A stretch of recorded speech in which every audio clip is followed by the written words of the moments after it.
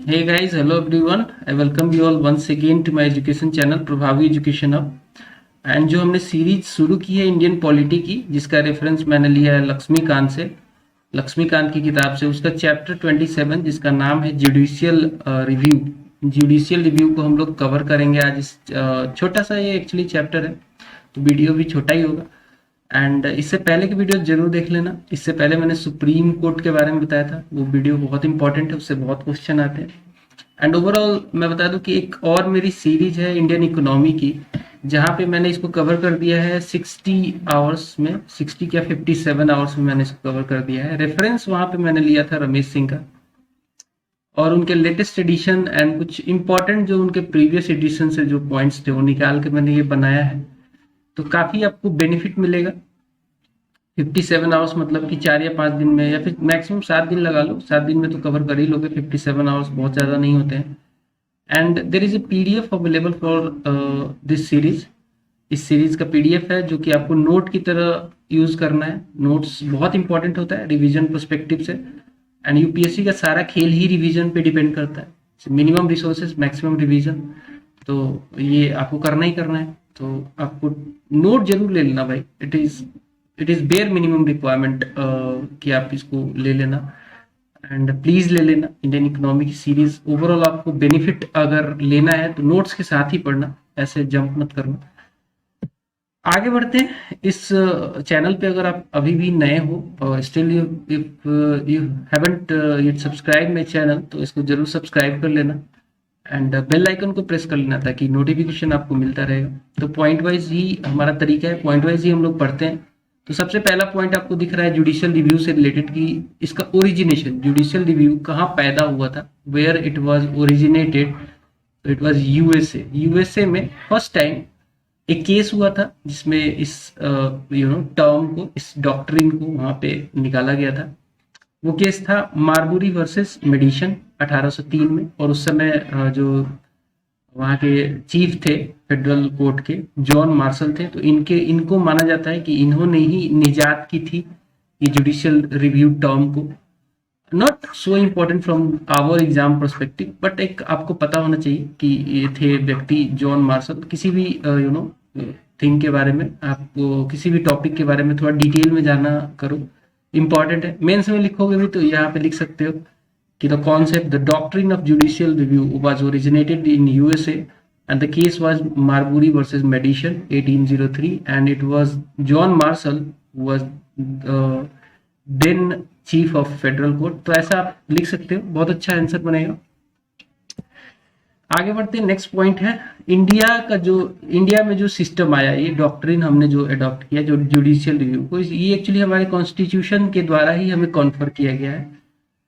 हमारे कॉन्स्टिट्यूशन के हिसाब से जुडिशियल रिव्यू का पावर सुप्रीम कोर्ट और हाई कोर्ट दोनों को है, supreme court and high court, but lower courts को नहीं है। एक चीज आप ध्यान रखना हमेशा, supreme court and high court को ही है। जो हायरार्की है, 3 हायरार्की मैंने बताई थी आपको। सुप्रीम कोर्ट टॉप पे, नेक्स्ट पे हाई कोर्ट, और नीचे लोअर कोर्ट्स आते हैं, सबऑर्डिनेट कोर्ट्स, डिस्ट्रिक्ट कोर्ट्स, ये सब आते हैं।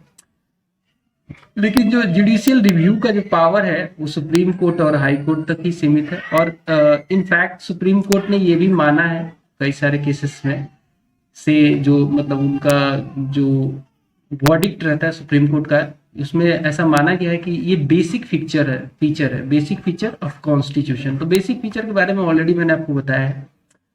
Judicial review is part of basic feature of our constitution. ठीक है, अगला पॉइंट देखते हैं। अब जान लेते हैं कि मीनिंग क्या होता है, जुडिशियल रिव्यू का मीनिंग क्या है। तो judicial review is the power of judiciary to examine the constitutionality of legislative enactments and executive orders. अच्छा, एक बात यहाँ पे बता दूं कि ये तो मतलब है ही कि कॉन्स्टिट्यूशनल मतलब कोई भी एक्ट बन रहा है, मान लो सेंटर ने कोई एक्ट बनाया, फिर स्टेट ने कोई एक्ट बनाया, उस एक्ट की कॉन्स्टिट्यूशनलिटी है कि नहीं, वो अकॉर्डिंग टू द कॉन्स्टिट्यूशन है कि नहीं, उसके प्रोविजंस, ये चेक करना बहुत जरूरी है।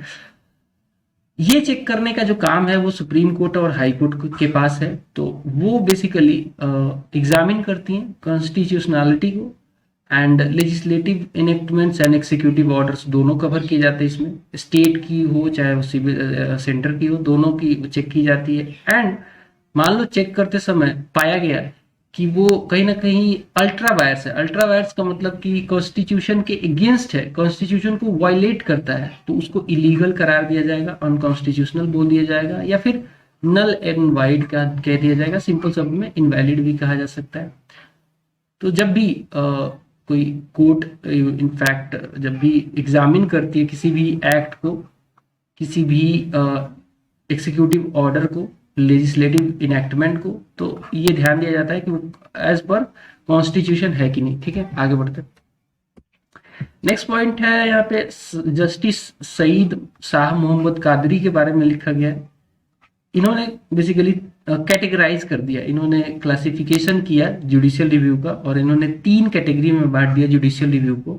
पहला बोला कि जुडिशियल रिव्यू होगा ऑफ कॉन्स्टिट्यूशनल अमेंडमेंट्स। दूसरा इन्होंने बोला judicial review of legislation of the parliament and state legislatures. तीसरा बोला एंड सबऑर्डिनेट लेजिस्लेशन ऑल्सो। तीसरा इन्होंने बोला judicial review of administrative action of union and state and authorities under state. तो ये 3 कैटेगरी है, 3 कैटेगरी में इसको डिवाइड कर दिया गया। पहली कैटेगरी, जब भी कॉन्स्टिट्यूशनल अमेंडमेंट से रिलेटेड कोई मैटर हो उसको भी जुडिशियरी रिव्यू कर सकती है। दूसरी कैटेगरी हो सकती है जिसमें पार्लियामेंट या फिर स्टेट लेजिस्लेचर ने कोई लेजिस्लेशन किया है, या फिर कोई सबऑर्डिनेट लेजिस्लेशन लेके आए हैं ये लोग, उसको भी चेक किया जा सकता है, whether it is inconsistent with constitution, check किया जा सकता है। एंड तीसरा जो केस मैंने बताया, उस केस में जुडिशियल रिव्यू हो सकता है। एडमिनिस्ट्रेटिव एक्शन अगर कोई यूनियन या फिर स्टेट अथॉरिटीज लेती है तो उसका भी, जिसको एक्सिक्यूटिव एक्शन भी कह सकते हैं, उस पे भी चेक किया जा सकता है उसकी वैलिडिटी। नेक्स्ट पॉइंट है, कई सारे केसेस में सुप्रीम कोर्ट ने जुडिशियल रिव्यू के पावर को यूज भी किया है, जैसे कि गोलकनाथ केस हुआ था 1967 में। ये बड़े ही इंपॉर्टेंट केसेस हैं, इनके बारे में ऑलरेडी मैंने सब कुछ डिटेल में बताया हुआ है, प्रीवियस वीडियोस देखनी होगी आपको। इनफैक्ट मैं उम्मीद करता हूँ कि आप एक सीरीज में देख रहे हो वीडियोस को। देन बैंक नेशनलाइजेशन केस 1917 में हुआ था। प्राइवी पर्सेस एबोलिशन केसेस, जिसमें जो रजवाड़ों को जो पैसा दिया जाता था वो खत्म कर दिया गया था। एंड केशवानंदा भारती केस, एक लैंडमार्क जजमेंट इसमें सुप्रीम कोर्ट ने दिया था, यही से निकला था बेसिक फीचर ऑफ कॉन्स्टिट्यूशन, यहाँ से ही जन्म होता है उसका। एंड मिनर्वा मिल केस, तो ये सारे केसेस बड़े इंपॉर्टेंट हैं जहाँ पे जुडिशियल रिव्यू ऑलरेडी किया गया है सुप्रीम कोर्ट के द्वारा। नेक्स्ट आता है रिसेंट की बात करें तो 2015 में 2015 में सुप्रीम कोर्ट ने 99th कॉन्स्टिट्यूशनल अमेंडमेंट एक्ट, जो कि 2014 में आया था, और national judicial appointment commission act 2014 में, इन दोनों एक्ट को नल एंड वॉइड कर दिया। बोला ये अगेंस्ट द कॉन्स्टिट्यूशन है। क्यों? क्योंकि ये कहीं ना कहीं जुडिशरी के ऊपर लिमिट लगा रहे थे। ये इसलिए बनाया गया था ताकि जो अपॉइंटमेंट्स होता था जजेस का, उसको चेंज किया जा सके। ये मैंने ऑलरेडी सुप्रीम कोर्ट वाले वीडियो में ऑलरेडी डिटेल में बताया, तो नो वरी, देख लेना। नेक्स्ट है इंपॉर्टेंस ऑफ जुडिशियल रिव्यू। अब क्या है इंपॉर्टेंस, क्या है जुडिशियल रिव्यू का? तो supremacy of constitution. Judicial review किस लिए इंपॉर्टेंट है? ताकि कहीं ना कहीं अपहेल्ड की जा सके जो कॉन्स्टिट्यूशन है उसकी सुपरमेसी, वरना कोई भी एक्ट लोग बना के पार्लियामेंट या फिर लेजिस्लेचर कुछ भी कॉन्स्टिट्यूशन के अगेंस्ट बनाया जा सकता है। तो कहीं ना कहीं ये इंपॉर्टेंट इसलिए है ताकि सुप्रीम कोर्ट या फिर हाई कोर्ट चेक करती रहे सुपरमेसी ऑफ द कॉन्स्टिट्यूशन को वायलेशन ना होना चाहिए। या फिर फेडरल इक्विलिब्रियम, मतलब कि हमारे यहाँ तो एक्चुअली सेंटर और कई सारे स्टेट्स हैं ना, तो आपस में फेडरल स्ट्रक्चर टाइप का है हमारा। हालांकि यूनियन लिखा गया है हमारे कॉन्स्टिट्यूशन में, अलग बात है, लेकिन है लिटरली हम लोग फेडरल ही, मतलब हम लोग फेडरेशन टाइप के हमारा स्ट्रक्चर है। तो एक सहमति, कोऑपरेशन, इक्विलिब्रियम बनने रहना चाहिए। इसके लिए भी कहीं ना कहीं जरूरी है कि जुडिशियल रिव्यू करते रहें कोर्ट्स, ताकि ये इक्विलिब्रियम बना रहे। देन हमारे जो पीपल हैं, हमारे जो सिटीजन्स हैं, उनको फंडामेंटल राइट्स है, जो लोग यहाँ पे रहते हैं उनको फंडामेंटल राइट्स मिले हुए हैं। उनके फंडामेंटल राइट्स को कोई लेजिस्लेचर या फिर एग्जीक्यूटिव कहीं वायलेट ना कर दे, तो वो भी चेक करते रहने के लिए सुप्रीम कोर्ट के पास ये जुडिशियल रिव्यू का पावर है, हाई कोर्ट के पास भी है। नेक्स्ट है constitutional provisions for judicial review. तो कहाँ एक्चुअली बताया गया है कि जुडिशियल रिव्यू मिलेगा। तो जुडिशियल रिव्यू की बात करें तो एक्चुअली इम्प्लिसिट कहीं पे कहीं भी ऐसा एक्सक्लूसिव नहीं लिखा गया है कि जुडिशियल रिव्यू कॉन्स्टिट्यूशन में कहीं मेंशन हो। एक्चुअली मिसिंग है, ये टर्म ही मिसिंग है कॉन्स्टिट्यूशन में। लेकिन कई सारे आर्टिकल्स ऐसे हैं, कई सारे प्रोविजंस ऐसे हैं जो कि कहीं ना कहीं पावर देते हैं सुप्रीम कोर्ट को। जैसे कि आर्टिकल 131 इटसेल्फ ओरिजिनल ज्यूरिडिक्शन है सुप्रीम कोर्ट का, जहाँ पे ये सेंटर स्टेट या फिर स्टेट स्टेट इन सब के बीच में डिस्प्यूट को सॉल्व करता है, डिस्प्यूट्स को सॉल्व करता है। कई सारे ऐसे आर्टिकल्स हैं, एक एक करके देख लेंगे। जैसे कि आर्टिकल 13 इटसेल्फ ये कहता है कि all laws that are inconsistent with or in derogation of the fundamental rights will be null and void.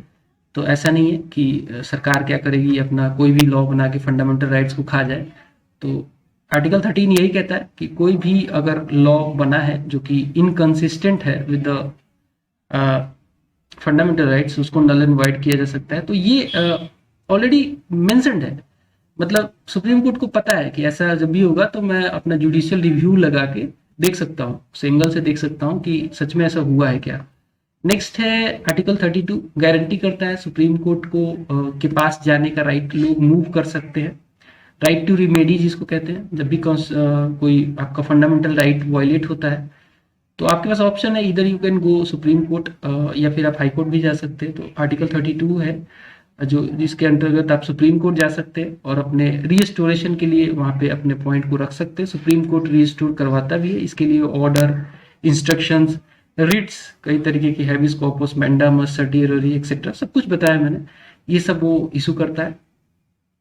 Next है आर्टिकल 131, जैसा कि शुरू में ही मैंने बताया कि ओरिजिनल ज्यूरिडिक्शन है सुप्रीम कोर्ट का, इसमें centre state, state versus state या फिर centre plus state versus state state ऐसे करके डिस्प्यूट्स को सॉल्व करता है। जो भी डिस्प्यूट्स आती है ओरिजिनल ज्यूरिडिक्शन में आती है, बेसिकली सुप्रीम कोर्ट काम करता है इस पे।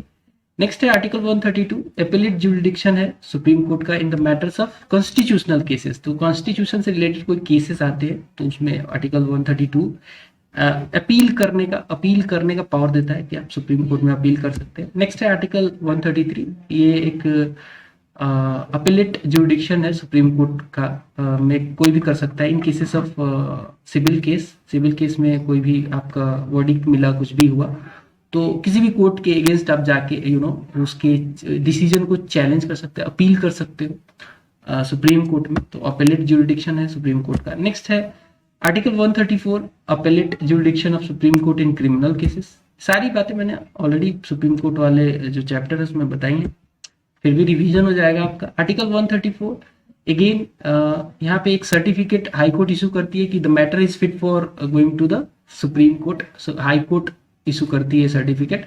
तो ये डील किया जाता है आर्टिकल 134 में। होता क्या है कि कोई केस मान लो हाई कोर्ट के पास आया और उसने डिसीजन भी दे दिया, लेकिन हाई कोर्ट को लगता है कि ये जो केस है बहुत ही एक्सट्रीम इंपॉर्टेंस का है और यहाँ पे लॉ को इंटरप्रेट करना थोड़ा मुश्किल हो रहा है, तो क्यों ना एक सर्टिफिकेट दे दिया जाए बंदे को कि जाके वो सुप्रीम कोर्ट में इंटरप्रेट करा सकता है अगेंस्ट माई डिसीजन। तो ऐसा खुद ही करता है हाई कोर्ट, ठीक है।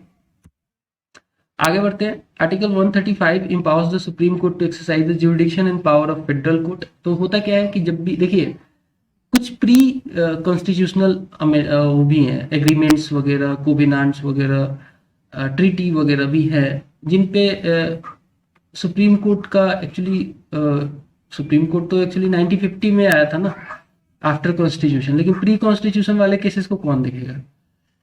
तो जब भी कोई डिस्प्यूट होता है related to pre constitutional agreement या फिर ट्रीटी, तो उस केस में सुप्रीम कोर्ट फंक्शन करता है। सारे ज्यूरिडिक्शन, सारे पावर्स जो कि पहले फेडरल कोर्ट किया करती थी, फेडरल कोर्ट को एबोलिश कर दिया गया था 1950 में, रिप्लेस कर दिया था सुप्रीम कोर्ट ने। लेकिन उससे पहले की ट्रीटी जो भी प्री कॉन्स्टिट्यूशनल ट्रीटी है उसमें definitely supreme court again federal court की तरह देखने लगता है, काम करने लगता है। तो ये पावर मिलता है उसको आर्टिकल 135 में। नेक्स्ट है article 136, authorises the supreme court to grant special leave. तो किसी भी कोर्ट, हाई कोर्ट हो या फिर सबऑर्डिनेट कोर्ट हो, कोई भी कोर्ट हो except military court and court martial, आपके ऊपर कोई केस हुआ है और उसमें कोई वर्डिक्ट आया है, तो अगेन एक्सेप्ट मैं बोलूंगा military and military court martial, military tribunal and military court martial के अलावा जितने भी कोर्ट ने कोई वर्डिक्ट दिया हो उनमें स्पेशल ग्रांट दिया जा सकता है सुप्रीम कोर्ट के द्वारा। उस वर्डिक्ट को खुद ही ले लेगी, कोई बात नहीं, चलो इस पे स्पेशल लीव लो और मेरे पास आओ सीधा, तो वो मैटर सीधा सुप्रीम कोर्ट के पास जा सकता है और उसमें डिसीजन सुप्रीम कोर्ट दे सकती है। This is the extreme power special leave के द्वारा, लेकिन इसको बड़े ही जुडिशियसली यूज करती है सुप्रीम कोर्ट। ऐसा नहीं कि सारे केसेस में कर देती है, तो एक ये भी जुडिशियल रिव्यू का एक जरिया है सुप्रीम कोर्ट के लिए। देखिए आर्टिकल 143 जो है उसमें प्रेसिडेंट जो है ओपिनियन ले सकते हैं on any matter of public importance, या फिर कोई ऐसा मैटर हो जो कि प्री कॉन्स्टिट्यूशनल ट्रीटी वगैरह की वजह से जनरेट हुआ है, तो उसमें वो डेफिनेटली ले सकते हैं ओपिनियन सुप्रीम कोर्ट का। और ये भी ओपिनियन जो होता है एक्चुअली बहुत इंपॉर्टेंट होता है, जुडिशियल रिव्यू की तरह सुप्रीम कोर्ट इसको काम करती है। नेक्स्ट है आर्टिकल 226, जैसा कि आर्टिकल 32 है जहाँ पे फंडामेंटल राइट्स वगैरह के वायलेशन पे आप जा सकते हो सुप्रीम कोर्ट में, वैसे आर्टिकल 226 है जहाँ पे जब भी फंडामेंटल राइट्स आपका वायलेट होता है या फिर कोई अदर राइट आपका वायलेट होता है, कोई अदर मैटर के लिए भी आप अंडर आर्टिकल 226 हाई कोर्ट में जा सकते हो।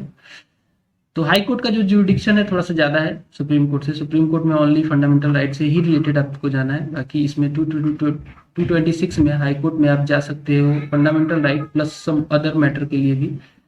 तो यहाँ पे सेम डायरेक्शन ऑर्डर या फिर रिट इशू कर सकती है हाई कोर्ट, तो ये भी जुडिशरी के लिए एक जुडिशियल रिव्यू की तरह काम करता है।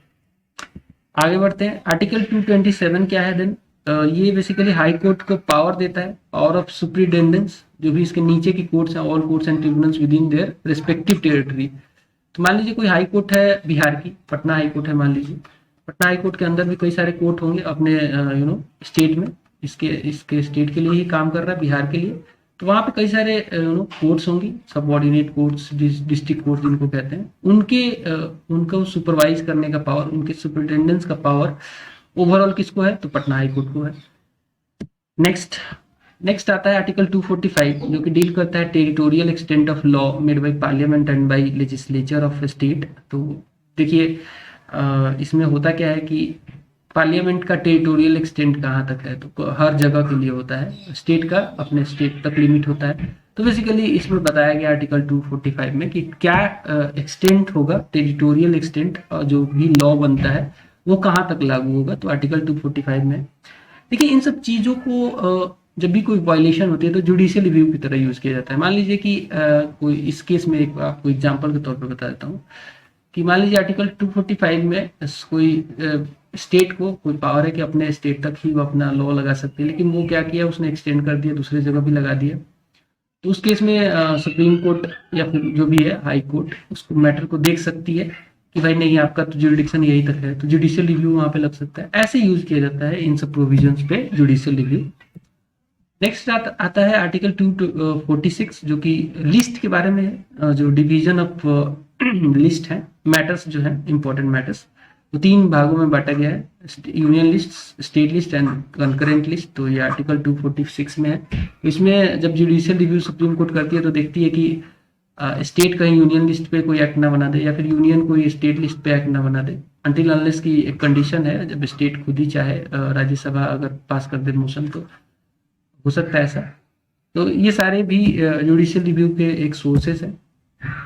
नेक्स्ट आता है आर्टिकल 251 एंड 254 जो कि कहीं ना कहीं इससे रिलेटेड है, इस मैटर से रिलेटेड है। जब भी कॉन्फ्लिक्ट होता है सेंट्रल लॉ और स्टेट लॉ के बीच में ओवर द कॉन्करेंट लिस्ट में, क्या होता है कि सेंटर भी अपना लॉ बना सकता है और स्टेट भी अपना लॉ बना सकता है, लेकिन डेफिनेटली कॉन्फ्लिक्ट भी हो सकता है। तो जब भी कॉन्फ्लिक्ट होगा उसमें सेंट्रल लॉ जो होगा वो प्रिवेल करेगा, मतलब वो स्टेट लॉ वहां पे खत्म हो जाएगी और सेंट्रल लॉ जो है वो प्रिवेल करेगी, उसके ऊपर रहेगी। ठीक है, आगे बढ़ते। नेक्स्ट है आर्टिकल 372 जो कि डील करता है with the continuance in force of pre constitutional law. तो मैंने शुरू में बताया आपको कि देखिए कॉन्स्टिट्यूशन तो 1950 में आया था, उससे पहले भी कुछ एग्रीमेंट्स थे, कुछ लॉ थे, तो उनका कंटिन्यूएशन चलता रहेगा, ये आर्टिकल 372 में बताया गया है। तो अगर मान लीजिए उसके अगेंस्ट कोई काम होता है तो सुप्रीम कोर्ट इंटरफेयर कर सकती है, फिर हाई कोर्ट इंटरफेयर कर सकती है, नहीं यार बोल सकती है वहां पे कि नहीं ये तो प्री कॉन्स्टिट्यूशनल लॉ है, और जिनको आर्टिकल 372 में कंटिन्यूएंस का पावर मिला हुआ है तो आप लोग इसके अगेंस्ट क्यों जा रहे हो, तो ये भी जुडिशियल रिव्यू का एक सोर्स बन सकता है। अब देखिए स्कोप क्या है, स्कोप ऑफ जुडिशियल रिव्यू क्या है, तो it is somehow narrower than the what exist in USA. USA में थोड़ा ज्यादा स्कोप है जुडिशियरी का। वहां पे तो ये भी कहा जाता है कि इट इज थर्ड चेम्बर, जो वहाँ की जुडिशरी है उसको कहा जाता है कि थर्ड चेम्बर की तरह काम करती है, बिकॉज वो ड्यू प्रोसेस ऑफ लॉ को फॉलो करते हैं। ठीक है, थोड़ा सा उनका जो सिस्टम है जुडिशियल सिस्टम हमसे ज़्यादा पावरफुल है। और एक्चुअली हमारा ठीक है, मतलब अगर आपको ऐसे कंपेयर करोगे तो पावरफुल क्या देखना है, हमारा हमारे सोसाइटी को सूट करता है, इसके बहुत सारे बेनिफिट्स भी हैं। तो हालांकि ये नैरोअर है, जो मतलब सुप्रीम कोर्ट का स्कोप है यूएसए में उससे कम पावर हमारे पास। ऐसा आप मान सकते हो कि ऐसे आप लिख लो ब्रिटेन, इंडिया एंड यूएसए। तो यहाँ पे ब्रिटेन की जुडिशरी बहुत वीक है, हमारी मिडिल में आती है, और यूएसए की बहुत ज्यादा स्ट्रांग है। तो somewhere we are here in the middle. Britain की बहुत वीक है, यूएसए की बहुत स्ट्रांग है, हमारी मिडिल में। ये हमें सूट करती है, इसलिए हमारा जो फाउंडिंग फादर्स थे कॉन्स्टिट्यूशन के, उन्होंने सोच समझ के पावर्स दिए थे जुडिशरी को। नेक्स्ट है कॉन्स्टिट्यूशनल वैलिडिटी जो होगी लेजिस्लेटिव इनैक्टमेंट या फिर एग्जीक्यूटिव ऑर्डर की, वो चैलेंज की जा सकती है 3 ग्राउंड्स पे। वो 3 ग्राउंड्स देख लीजिए क्या क्या हो सकती है। अगर कोई लेजिस्लेटिव इनैक्टमेंट, कोई एक्ट मान लो है, या फिर कोई एग्जीक्यूटिव ऑर्डर है, वो इन्फ्रिंज कर दे फंडामेंटल राइट्स को, जो कि पार्ट 3 में आता है, तब वहां पे जुडिशियल रिव्यू का स्कोप आ जाता है हमारे केस में। दूसरा है outside the कंपीटेंस of authorities which has framed it. जब भी कोई लेजिस्लेटिव एक्ट बना है, इनएक्टमेंट हुआ है, या फिर कोई एग्जीक्यूटिव ऑर्डर आया है, वो जो अथॉरिटी बना रही है उसके बियॉन्ड है, वो नहीं बना सकती, it is against outside the कंपीटेंस of the authority.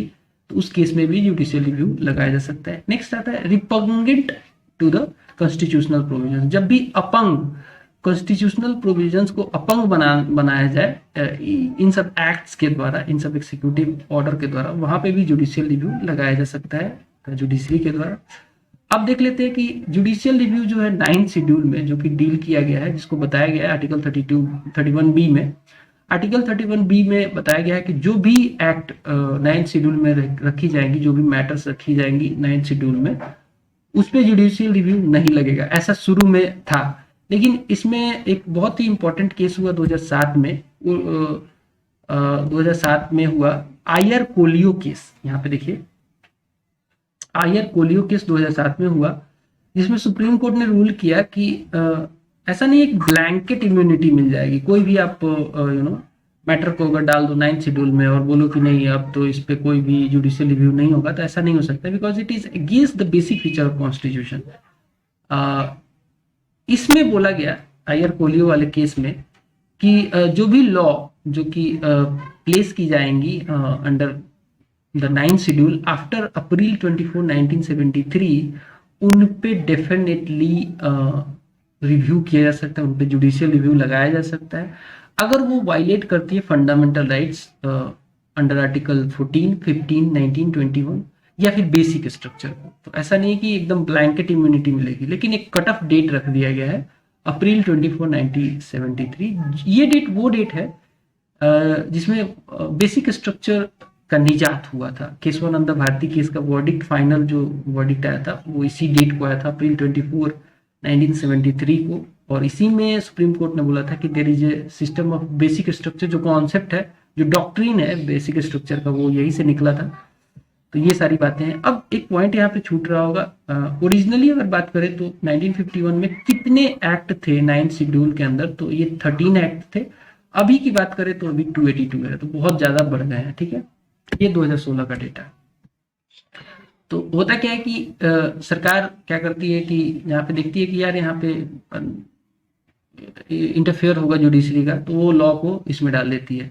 लेकिन अब तो ऐसा नहीं हो सकता, अब तो इसको जुडिशियल रिव्यू में रखा जा सकता है। सो ओवरऑल ये चैप्टर था जुडिशियल रिव्यू से रिलेटेड। मैं उम्मीद करता हूँ कि आपको डेफिनेटली पसंद आया होगा। पसंद आया तो एक लाइक मार देना, शेयर कर देना अपने दोस्तों के साथ, एंड सब्सक्राइब कर लो इस चैनल को नया हो तो। और notes I will be providing at the last, जब वीडियोज सारे कंप्लीट हो जाएंगे सीरीज के। जैसा कि मैंने इंडियन इकोनॉमी में ऑलरेडी नोट वगैरह सब कुछ दे दिया है।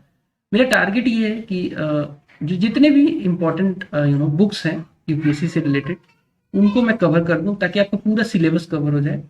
मैं प्लानिंग के हिसाब से कर रहा हूँ, सारा सिलेबस पहले कवर कर दूंगा एंड उस सारे के नोट्स दे दूंगा। तो आपको, मुझे लगता है कि आप 6 मंथ्स के अंदर, अगर फ्रेशर भी हो तब भी आप मैक्सिमम 6 मंथ रिवीजन विजन सब मिला के इतने साउंड हो जाओगे कि आराम से एग्जाम को क्रैक कर सकते हो। ये मेरा टारगेट है और इसी टारगेट पे मैं काम कर रहा हूँ। So that's all, bye bye.